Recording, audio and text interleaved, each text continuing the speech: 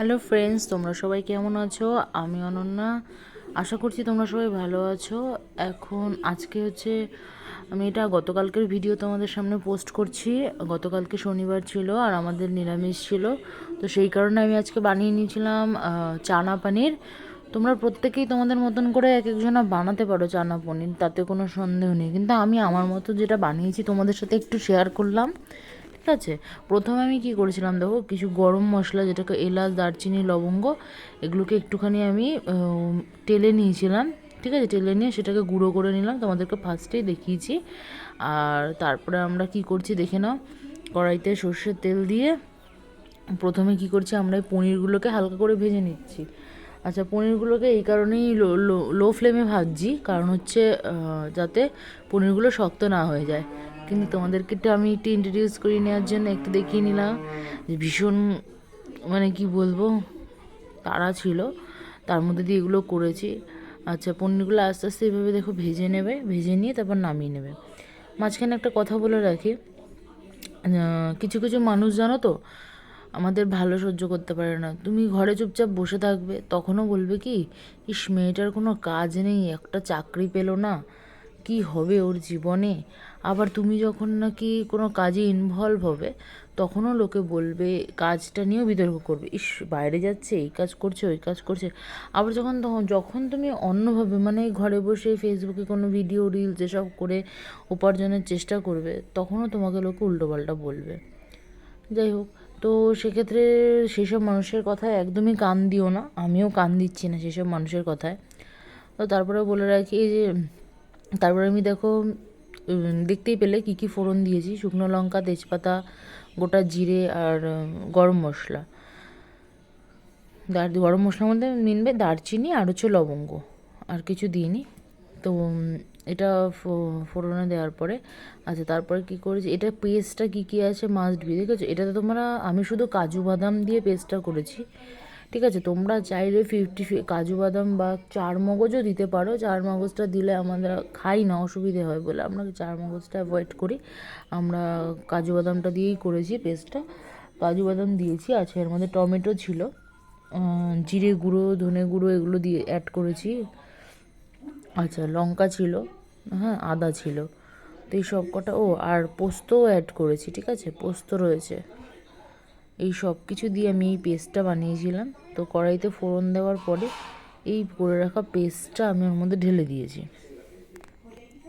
তো যেহেতু তোমরা একটুখানি আমাকে সাপোর্ট করো, বিকজ আমি যেহেতু এক হাতে ক্যামেরা ধরে আর এক হাতে ভিডিও করেছি, তো তার জন্য না আমার একটু প্রবলেম হয়েছে, ভিডিওটা এদিক ওদিক হয়েছে, মানে ক্যামেরাটা এদিক ওদিক চলে গেছে, সেটাকে একটুখানি অ্যাভয়েড করো। হ্যাঁ, দেখো এইদিকে তারপরে কিন্তু আমি নুন, হলুদ, চিনি দিয়ে ভালো করে এটা মিশিয়ে নিয়েছি। আচ্ছা, আরেকটা কথা, মিশিয়ে নেওয়ার পরে এটাকে না আমি এটা লো ফ্লেমে এটাকে কিছুক্ষণ ঢাকনা দিয়ে ঢেকে রাখতে হবে। নাহলে পরে লো ফ্লেম না করলে তলা দিয়ে, যেহেতু কাজু বাদাম রয়েছে, তলা দিয়ে ধরে দেওয়ার সম্ভাবনা রয়েছে। এটা তোমাদেরকে বলে রাখলাম, আমি হয়তো করবই, সেটা তোমরা দেখে নিও। আচ্ছা, তারপরে আমরা এখানে সেদ্ধ করে রাখা ছোলাগুলো এর মধ্যে দিয়ে দেবো। টক দইটা কিন্তু ভালো করে ফেটিয়ে নেবে, হ্যাঁ দেওয়ার আগে, টক দইটা দেওয়ার আগে ভালো করে ফেটিয়ে নিয়ে দিলে সেটার জন্য ওই ক্রাম্পসগুলো থাকবে না। তো এই হচ্ছে আমার এই রেসিপিটা বানিয়েছিলাম, অনেকদিন ধরেই খেতে ইচ্ছা করছিল। আর যাই হোক, আর সত্যি কথা বলতে এখনকার দিনে বলো না, কেউ কি কোনো পরোয়া করে কে কি বললো, কে কি করলো। আমি আমার মতন করে দাঁড়ানোর চেষ্টা করছি, সেটা তো অনেক লোকের প্রবলেম, বিশেষ করে আত্মীয় স্বজনদের বেশি প্রবলেম। বাবা মেয়েটা কি করে করে, কি করে, মানে তোমরা নিজেরা করো। অনেক লোক, বিবাহিত মহিলারা রয়েছে আমার আত্মীয় স্বজনদের মধ্যে, তারা বরের টাকায় বসে বসে খায়, কষ্ট করে টাকা, বরের কষ্ট করে উপার্জন করা টাকাতে ফুটুনি করে। কিন্তু আমি তো কোনো ফুটুনি করি না, আমি চেষ্টা করছি নিজের পায়ে দাঁড়ানো। তোমরাই বলো না, আমাকে অন্যায় করছি? আমি তো কোনো খারাপ কাজ করছি না। সেটা তোমরা আমাকে কমেন্ট করে, ভিডিওটা দেখলে কমেন্ট করে জানিও। আমি যদি কোনো খারাপ কাজ করছি তোমাদের মনে হয়, তাহলে তোমরাও জানিও। আমি তো চেষ্টা করছি। দেখো, আমি যখন ভিডিও এগুলো কিছু করতে পারতাম না, আমি প্রত্যেককে বলতাম, কত লোককে বলেছি।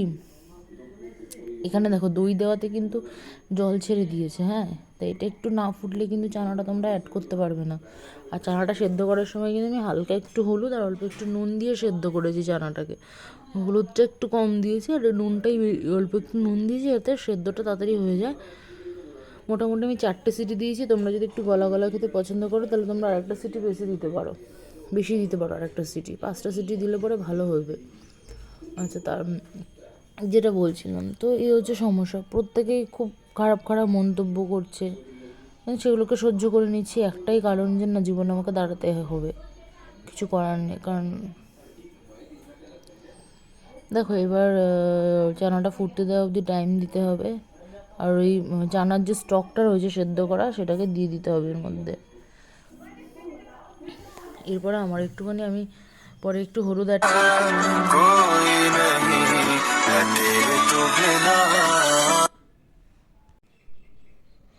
সেদ্ধ করা জলটা এর মধ্যে অ্যাড করেছি।